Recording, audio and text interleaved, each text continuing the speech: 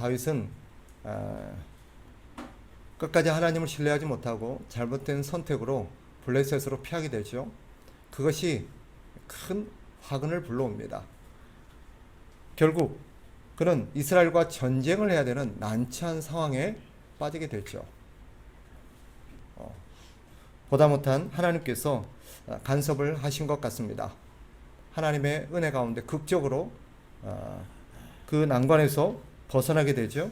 하나님께서 블레셋 방백들이 다윗이 전쟁에 참여하는 것을 반대하고 나서게 하셨던 것 같아요. 결국 그들의 반대로 다윗이 전쟁에 참여하는 것이 무산되고 이 전쟁에서 벗어나게 되는 그런 어떤 상황을 맞게 되죠. 그 다음 이어지는 내용이 오늘 본문입니다. 위기에서 벗어난 다윗은 시글락으로 돌아갑니다. 가족들이 있고 또 자기들의 모든 식솔들이 있는 곳으로 가죠. 그런데 그곳에 도착하자 이미 그곳이 초토화되어 있고 가족들이 모두 다 사라진 것을 보게 됩니다. 다윗이 없는 틈을 이용해서 아말렉이 침공을 한 것입니다. 그들은 거기 있었던 사람들을 다 사로잡고 나머지 모든 집들은 다 불태워버렸던 것이죠. 거기에는 다윗과 그의 아내도 포함되어 있었습니다. 이것이 오늘 본문의 내용이죠. 그런데 오늘 본문을 보면 우리가 주목할 점이 있어요. 그게 뭐냐면 다윗과 그의 사람들이 보인 반응입니다.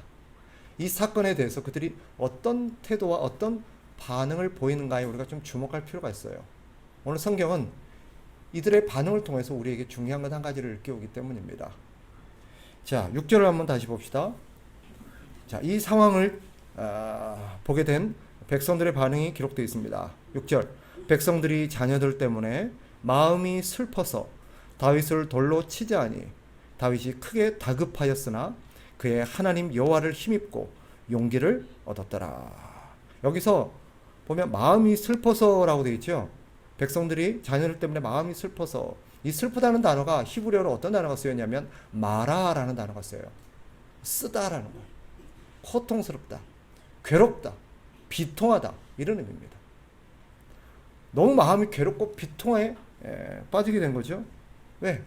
자신의 아내와 자녀들이 다 사로잡혀간 걸 알게 됐기 때문에. 그들이 어떤 반응을 보입니까? 다윗을 돌로 쳐 죽이려 합니다. 다윗도 자신의 아내들을 다 빼앗겼죠. 그죠? 근데 이들이 왜 다윗을 돌로 쳐 죽이려고 할까요? 이 모든 책임이 다윗에게 있다고 보았기 때문입니다. 왜죠? 아마 이런 생각을 했던 것 같아요. 이들이 이 블레셋과 이스라엘의 전쟁에 참여하기 위해서 이 시글락을 떠나지만 않았더라면, 이 전쟁 때문에 이 시글락을, 가족들을 비워두고 이 시글락을 비우지만 않았더라면, 떠나지만 않았더라면 이런 일을 일어나지 않았겠느냐. 그렇게 된 모든 것이 다윗 때문이다. 또 다윗이 이런 일이 일어날 거라는 것을 예견하지 못한 다윗의 책임이 크다는 거죠. 아마 이런 생각을 했을 수도 있습니다. 애당초 다윗이 블레셋으로 피하지 않았더라면, 애시당초 이곳으로 오지 않았더라면 이런 일은 벌어지지 않았을 텐데 이 모든 책임이 다윗에게 있다는 거죠. 그렇습니까? 본인들의 책임은 없을까요? 아마도 이들은 이렇게 생각했을 것입니다. 우리는 다윗의 명령을 따랐을 뿐이다. 다윗이 하자고 한 대로 따랐을 뿐이다. 다윗이 어쨌든 지도자니까 다윗이 책임을 져야 된다. 이게 이들의 생각이었던 것 같아요. 과연 그런가?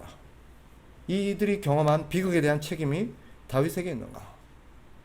이런 태도는 시대를 초월해서 모든 사람들에게 있는 그런 동일한 사고방식이라고 할 수 있습니다. 사람들이 갖고 있는 일반적인 통념이 뭐예요? 비극이 발생한 데는 특정한 누군가의 책임이 있다는 것이고, 그리고 그 책임은 지도자가 져야 된다는 거죠. 그리고 언제나 자신들은 피해자라고 생각합니다. 근데 재밌는 것은요, 오늘 본문을 잘 보시면 우리가 20절까지 읽지는 않았지만 이 사람들의 어떤 사고방식이 지극히 자기중심적입니다. 다윗을 돌로 쳐 죽이려고 했던 이유가 뭐예요? 다윗이 죄인이라는 거예요. 다윗이 죽일 놈이라는 거예요. 다윗 때문에 그랬다는 거예요. 그런데 이들의 태도가 완전히 돌변해요. 20절로 한번 가보세요. 다윗을 돌로 치자고 했던 사람들의 태도가 180도 달라지는 것을 볼 수 있습니다. 20절 한번 같이 한번 읽어볼까요? 자, 20절 다 같이 시작. 다윗이 또 양떼와 소떼를 다 되찾았더니 무리가 그 가축들을 앞에 몰고 가며 이르되 이는 다윗의 전리품이라 하였더라. 하나님의 은혜로 우여곡절 끝에 다시 이 아말렉을 쫓아가서 가족들과 그들의 모든 재산들을 다 되찾아오게 됩니다. 조금 전까지 다윗을 죄인이라고 보고 다윗을 죽이려고 했던 사람들이 이번에는 어떻게 해요? 다윗을 영웅으로 칭송합니다. 어떻게 이런 상반된 반응을 보일까요? 왜 조금 전까지는 죽일 놈이었던 사람이, 죄인으로 간주되었던 사람이 왜 갑자기 영웅이 됩니까? 왜 이들을 칭송하는 걸까요? 이것은 인간의 죄악된 본성을 잘 보여줘요. 결국 이것을 통해서 드러나는 게 뭐예요?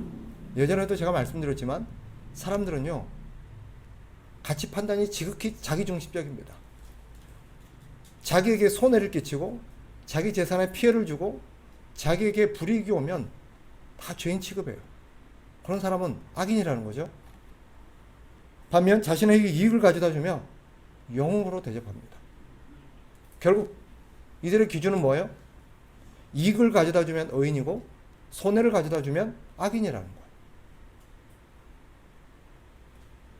이것이 사람들입니다. 요즘 사람들이 대통령을 비난하죠. 왜 비난할까요? 경제가 어렵기 때문에, 먹고 살기가 힘들기 때문에. 제가 확신컨대 상황이 좋아져서 사람들이 먹고 살기가 좋아지고 경제가 호황이 되고 뭔가 먹고 살기가 편해지면 대통령 지지율이 올라갈 겁니다.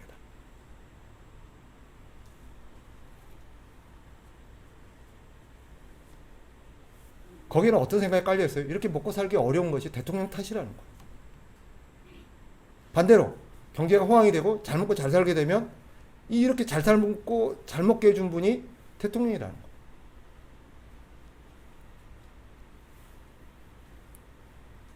하여튼 지도자니까 지도자에게 모든 책임이 있다는 거죠.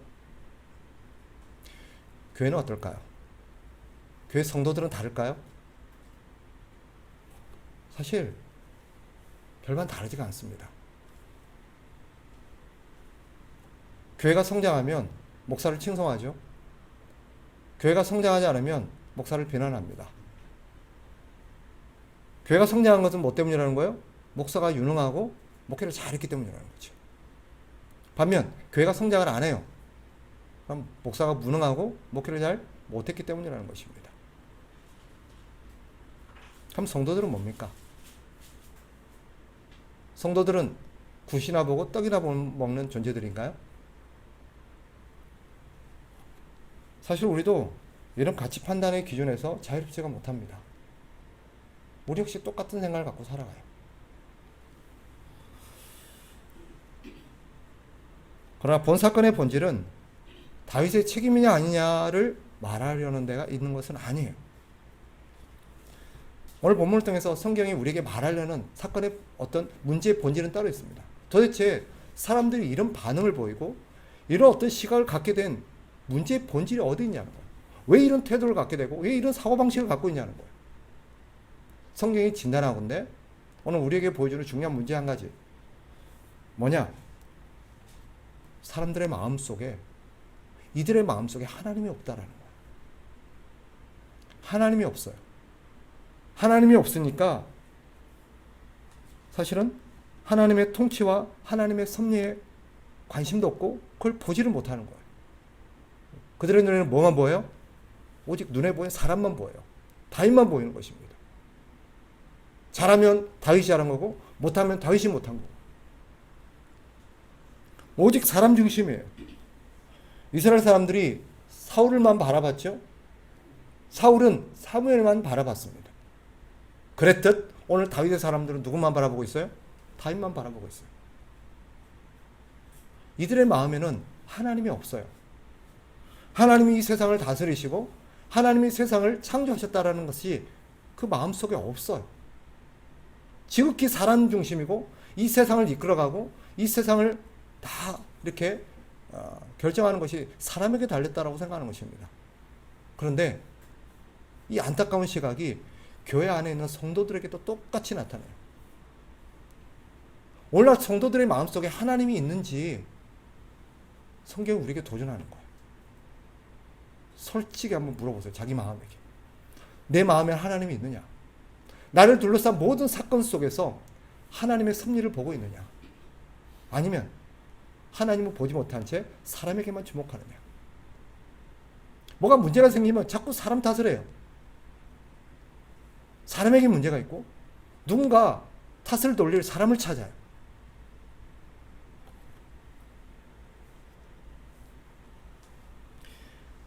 물론 지도자인 다윗의 책임이 있겠지요. 없지는 않을 겁니다. 그러나 이 모든 사건 뒤에 계신 하나님을 아무도 못 봐요. 오직 다윗을 비난하기에만 급급합니다. 그러니까 가족과 재산을 되찾았을 때 이들의 보인 반응이 뭐예요? 다윗의 눈치 보기에 급급하고 다윗을 칭송하기에 급급한 거예요. 왜?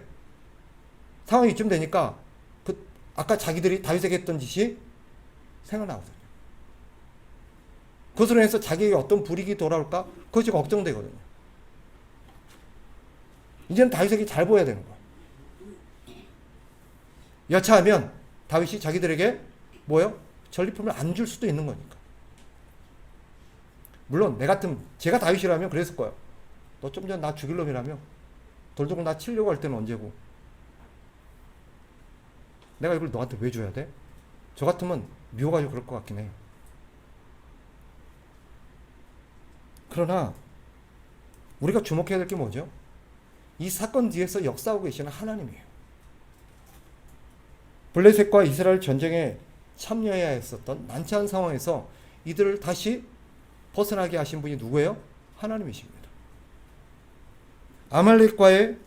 아말렉에게 빼앗긴 재산과 가족들을 되찾게 하신 분도 하나님이세요. 그런데 사람들은 다 누구 때문이라는 거예요? 잃어버린 것도 다윗 때문이에요. 되찾은 것도 다윗 때문이라는 거예요. 왜 이들은 다윗에게만 주목하죠? 시각이 지극히 사람 중심이기 때문입니다. 오늘 성경이 우리에게 지적하고 있는 거예요. 우리는 어떤 시각으로 세상을 보고 있냐는 거예요. 누구 중심으로 세상을 보고 있냐는 거예요. 혹시 우리 시선이 사람에게 초점이 맞춰져 있지 않느냐? 생각해 봅시다. 아말렉의 침략이 정말 다윗의 책임일까요? 즉 이들에게 불행한 일이 발생한 것이 다윗 때문입니까? 만약에 이들이 예를 들어서 블레셋과 이 이스라엘과의 전쟁에 참여하지 않기 위해서 그 참여로 인해서 시글락을 비우지 않았더라면 이들이 거기서 그냥 눌러 살았더라면 이들에게는 불행한 일이 생기지 않았을까요? 이런 생각은 뭐 어떤 것과 같냐면 불행한 일이 발생하는 것은 모두 누군가의 책임 때문에 일어난다라고 생각하는 것과 같아요. 자, 예를 들어 봅시다. 여름이죠? 가족들이 여기저기 피서를 많이 떠납니다. 자녀와 물놀이를 갔어요. 그런데 하필이면 물놀이를 갔다가 사고가 발생해서 가족 중에 한 사람이 크게 다쳤어요. 그렇다면 그 물놀이 가서 사고로 가족 중에 한 사람이 크게 다친 것이 이 물놀이를 가자고 졸랐던 아이의 책임입니까? 어느 지역으로 이사를 갔습니다. 근데 하필 그의 물난리가 나서 큰 피해를 봤어요.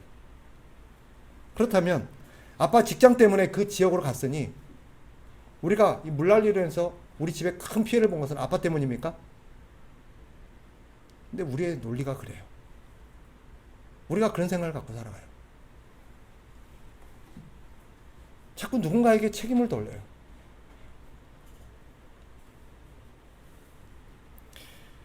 예수님 당시 어떤 사건이 있었냐면, 한 번은 빌라도가 갈릴리 사람들을 학살해서 그들의 피를 그들이 드리는 제사의 제물에다가 뿌려버린 일이 발생했었어요.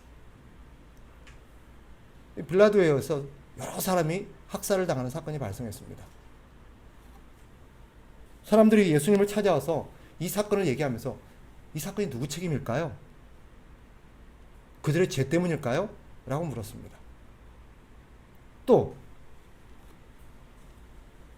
같은 시기에 실로암의 망대가 무너지는 사건이 발생했습니다. 그래서 그 사건으로 인해서 이 망대가 무너지면서 18명이 그 망대에 깔려 죽는 사고가 발생했어요. 이때도 사람들이 예수님을 찾아와서 실로암 망대가 무너져서 18명이나 죽었는데, 그 18명의 사람들이 죽은 것은 그들이 아마 우리가 모르지만 뭔가 죄를 지어서 그런 것 아닐까요? 그들의 책임이겠죠? 라고 묻습니다. 이런 사고방식은 뭘 전제로 합니까? 누군가가 참혹한 사고나 재난을 당한 것은 그 사람이 뭔가 죄를 지었기 때문이에요.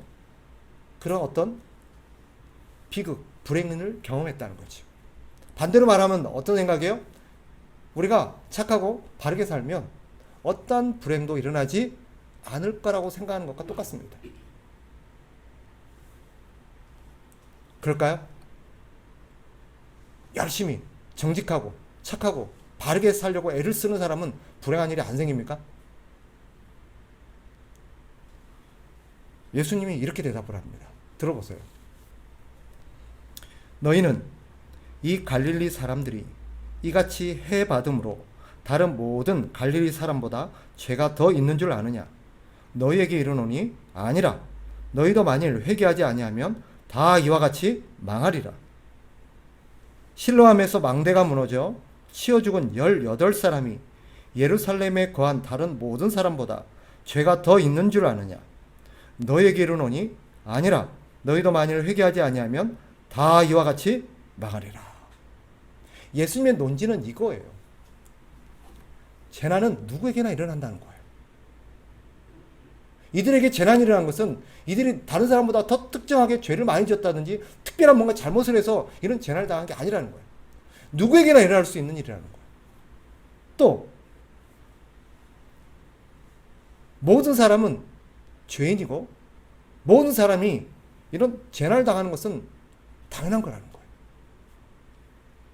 바꿔 말하면 뭐예요? 너희가 재난을 안 당한 것은 저 사람들보다 어렵기 때문이 아니라 지금껏 재난을 안 당한 것은 너희가 재난을 안 당해야 될 사람이라서가 아니라 너희도 똑같이 재난을 당해도 마땅한 사람인데 무엇 때문이에요? 하나님의 은혜 때문에 너희가 아직까지 그런 재난을 당하지 않고 있다는 거예요. 하나님이 너희에게 기회를 주신 거라는 거예요. 하나님이 너희에게 자비를 베푸는 거라는 거예요.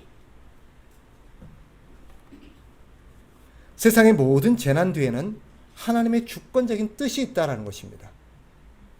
좋은 일도 일어날 수 있고 슬픈 일도 일어날 수 있습니다. 그러나 이 모든 것은 하나님의 주권적인 뜻 안에서 일어나는 것이다라는 거예요. 그러니 어떻게 하라는 거예요? 우리는 우리에게 어떤 불행한 사건이 발생했을 때 특정한 몇 사람에게 책임을 돌리려는 그런 빗나간 태도를 보여서는 안 되는 것입니다. 우리 모두가 다 죄인입니다. 그런 불행은 나에게도 일어날 수 있는 것입니다. 우리가 어떤 비극적이고 불행한 일이 발생하고 경험하게 되면 똑같이 뭐라고 얘기해요? 왜 나에게 이런 일이 일어나냐? 왜 하필 나에게 이러는 일이 일어나냐? 이 말은 무슨 뜻이에요? 나에게는 이런 일이 일어나면 안 된다는 걸 전제로 하는 거죠. 왜 일어나면 안 되죠? 우리 예수님 뭐라 그래요? 똑같은 죄인이라는 거예요. 너에게도 얼마든지 일어날 수 있는 일이라는 거예요. 마치 일어나지 않아야 될 일이 일어난 것처럼 이상하게 여기지 말라는 거예요. 나에게 불행한 일이 발생하면 어떻게 생각해야 됩니까? 나에게도 불행한 일이 일어날 수 있다라는 것을 인정해야 돼요. 그리고 이 불행을 통해서 자신을 돌아보는 기회로 삼아야 합니다. 그리고 마지막으로 이 불행 뒤에 있는 하나님의 뜻이 무엇인지를 생각할 수 있어야 합니다. 하나님 내가 어떻게 하길 바라실까? 성경은 이 고난 가운데서 우리가 하나님께 영광을 돌릴 때 하나님이 기뻐하신다라고 가르칩니다. 이것이 하나님 중심의 생각이고 이것이 신자가 가져야 될 바른 시각입니다.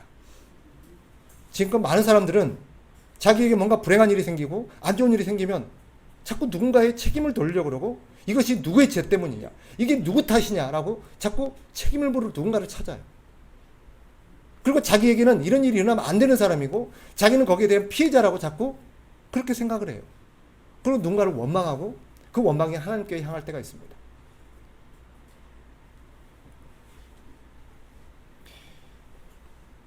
물론 지도자의 다윗의 책임이 왜 없겠습니까? 가장 클 거라고 생각합니다. 그러나 그것이 어찌 다윗만의 책임이겠습니까? 지금까지 다윗을 따라다니면서 보호를 받고 그동안 여러 가지 수익, 어떤 혜택을 누렸던 그런 사람들 아닙니까? 다윗이 지금까지 결정을 내릴 때 그들도 동의했기 때문에 따라다니지 않았겠습니까? 불행한 일이 생겼다고 다윗에게만 책임을 묻는 것은 잘못된 것입니다. 자신들에게는 전혀 책임이 없는 것처럼 다윗만 탓한 것은 옳지 않습니다. 그러니 다른 사람을 탓하지 마세요. 나도 죄인이고 나에게도 책임이 있고 나에게도 불행한 일은 얼마든지 일어날 수 있는 것입니다. 더 중요한 것이 있어요. 오늘 사건이 우리에게 주목시키는 게 뭐예요? 이 불행 뒤에 있는, 이 비극적인 사건 뒤에 있는 하나님을 생각하고 하나님께 집중하라는 거예요. 하나님께서 이 세상을 창조하셨습니다. 하나님께서 이 세상을 다스리고 계십니다. 이 세상에서 발생하는 모든 사건, 심지어는 우리에게 닥친 불행한 일까지도 하나님의 어떤 섭리와 하나님의 어떤 뜻이 있기에 허락되어진 사건들입니다. 다시 말하면 하나님의 뜻과는 무관하게, 하나님의 의지와는 무관하게, 하나님의 주권적인 결정과는 무관하게 발생하는 일은 하나도 없습니다. 심지어는 뭐라고 말해요? 오늘 아침에 머리를 감다가 빠진 머리카락 몇 개조차도 사실은 하나님이 허락하셨기 때문이라는 거. 성경이 가르치는 거잖아요. 길거리 가다가 자동차와 부딪혀서 죽은 새 한 마리, 길을 건너고 있던 개미 한 마리가 차에 밟히거나 사람에게 밟혀 죽는 일까지도 하나님의 주권적인 허락이 있었기 때문에 일어난다라고 성경은 가르칩니다. 하물며 하나님께서 존귀하게 여기고 아끼는 우리에게 일어난 불행이겠습니까? 하나님과 무관한 일은 없어요. 그렇다면 우리의 시선이 달라져야지. 하나님 왜 나에게 이런 일이 일어나게 하셨는가? 오해하지 마세요. 이것은 우리에게 닥친 불행의 책임이 하나님께 있다는 뜻이 아닙니다. 이런 불행한 일이 우리에게 일어나도록 하나님이 허락하셨다라는 것입니다. 그 원인은 딴 데 있을 수 있어요. 우리의 죄 때문일 수도 있고 다른 사람의 죄 때문일 수도 있고 누군가의 어떤 여러 가지 무책임함과 다른 사람의 실수로 발생할 수도 있는 거예요. 그러나 어쨌거나 하나님은 그 일이 우리에게 일어나도록 허락을 하셨어요. 그 이유에 대해서 우리는 알 수가 없습니다. 그러나 성경은 그 이유와 관련해서 중요한 건 한 가지를 가르칩니다. 이것은 가슴에 새길 만한 가르침이에요. 저와 여러분이 잘 알고 암송하고 있는 말씀이기도 합니다. 로마서 8장 28절 들어보세요. 우리가 알거니와 하나님을 사랑하는 자 곧 그의 뜻대로 부르심을 입은 자들에게는 모든 것이 합력하여 선을 이루느니라. 정말 귀한 말씀이에요. 우리에게 발생한 모든 일, 우리에게 일어나는 모든 것들, 여기에 뭐까지 포함돼요? 불행한 사건까지도. 하나님의 어떤 뜻이 있는데 참 우리에게 위로가 되고 또 우리에게 소망이 되는 말씀이 뭐예요? 하나님은 이것을 허락하신 까닭이 있대요. 그 중요한 까닭이 뭐예요? 결국은 이것이 우리에게 선을 가져다 줄 것을 알기 때문이라는 것입니다. 당장은 우리가 보기에 불행하고 비통한 사건이고 마라와 같은 쓴 사건이 될 수 있지만 하나님 이것이 우리에게 결과적으로 선을 가져다 줄 선한 결과를 가져다 줄 것이라는 것을 하나님은 아셨기 때문에 그 일이 일어나도록 허용하셨다는 거예요. 이게 우리가 가져야 되는 믿음이고 우리가 갖고 있는 믿음인 줄 믿습니다. 이것이 하나님을 신뢰해야 될 이유예요. 최근 수도권에 물폭탄이 쏟아졌죠. 큰 피해가 났습니다. 어떤 이들은 그 피해의 책임이 특정인 누군가에게 있다고 말해요.